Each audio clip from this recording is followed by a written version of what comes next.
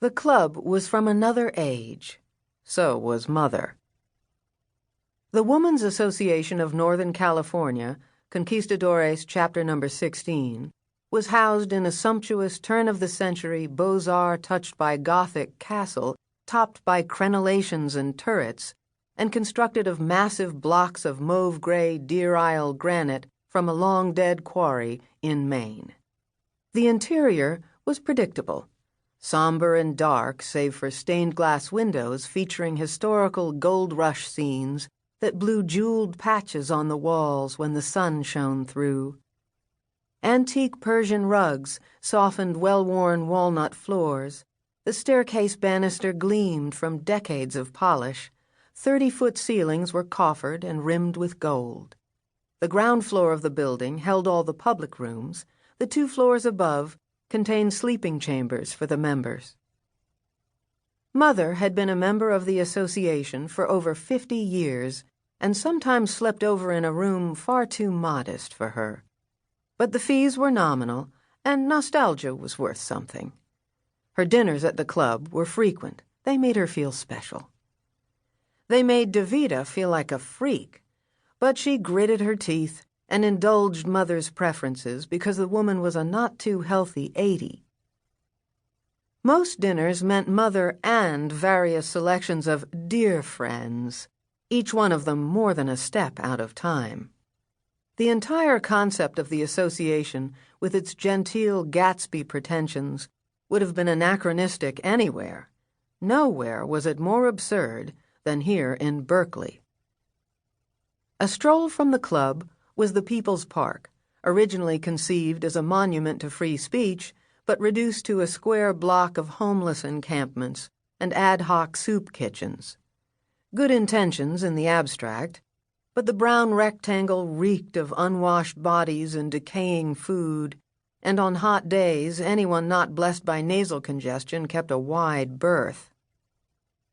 Not far from the park was the gourmet ghetto, the foodie mecca that typified Berkeley's mix of hedonism and idealism, and dominating it all, the UC. It was these contrasts that gave the city a unique character, with everything blanketed by a definite point of view. Davida loved the city with all its strengths and its foibles. Leftist and proud, she was now part of the system, duly elected state representative from District 14.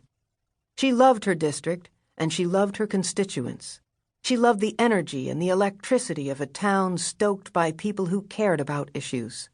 So different from her hometown, Sacramento, where dishing dirt was respectable recreation. And yet here she was, commuting back to the capital. All for a good cause. Tonight, the dome-roofed hush-hush dining room was dense with tables dressed in starched linen and sparkling silver and crystal, but shy on diners. Members were dying off, and very few women elected to follow in their mother's footsteps. Davida had joined the association a few years back because it was politically smart to do so. She knew most of the members as friends of her mother, and they enjoyed the attention she paid them. Their monetary contributions were stingy compared to their assets, but at least they gave, more than Davida could say about a lot of her own allegedly altruistic pals. Tonight it was just Davida and Mother. Their server handed them menus, and Davida and her mother silently scanned tonight's choices. The entrees, once biased toward steaks and chops, had conceded to present-day realities with more chicken and fish. The food was excellent, Davida had to grant that.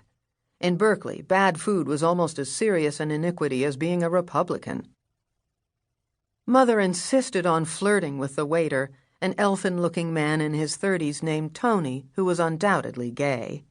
Mother damn well knew he was gay, but she batted her lashes like a moony adolescent.